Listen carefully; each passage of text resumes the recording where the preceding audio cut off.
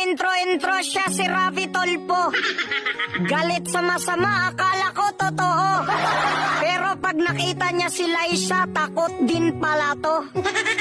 Hoy, di ba ikaw ang aming pambato? Huwag kang matakot, gamitin mo ang bunganga mo na walang sinasanto.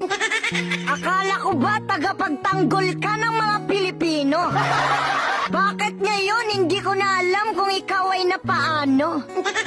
Tila nananahimik ka, takot ka mabawasan ang supporters mo, no?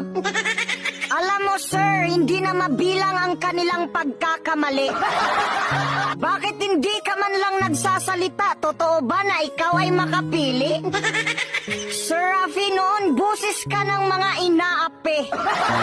Ngayon bigla ka na lang naging pipe. Huwag mong isipin kung ang makakalaban mo ay higante. Sapat na sa mga tao na malaman nila na ikaw ay tunay na kakampi.